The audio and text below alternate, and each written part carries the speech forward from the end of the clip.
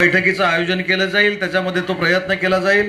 कारण ज्या संख्येनं तुम्ही जमलेला आहात त्याच्यामुळे तुमचं सगळ्यांचं पोट त्याच्यावर आहे त्याची पूर्ण कल्पना माझ्यासारख्या कार्यकर्त्याला आहे.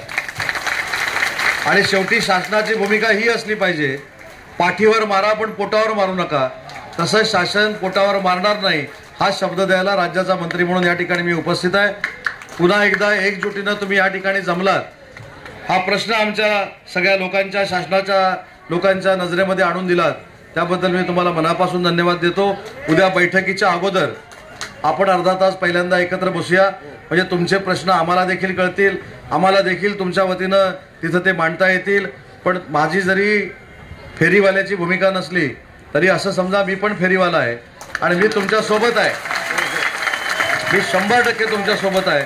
कारण आपल्या मराठी माणसाला या मुंबईमध्ये धंदा करत असताना, व्यवसाय करत असताना प्रशासन जर आडकाठी करत असेल तर ते आम्ही होऊ देणार नाही. हा देखील शब्द या आंदोलनाच्या निमित्तानं मी आपल्याला देतो. वेळ पडल्यास उद्याच्या मीटिंगमध्ये जर समाधान आपलं झालं नाही तर राज्याचे उपमुख्यमंत्री आणि विद्यमान नगरविकास मंत्री आपण बैठक घेऊ. परंतु तुम्हाला न्याय मिळवून दिल्याशिवाय हे शासन गप्प बसणार नाही, एवढाच शब्द देतो. आता सगळ्यांनी, मला असं वाटतं मेन म्हणजे कारवाई थांबली पाहिजे. आता 24 तास मीटिंगला आहे. 24 तास फक्त आपण धीर धरावा एवढीच विनंती करतो.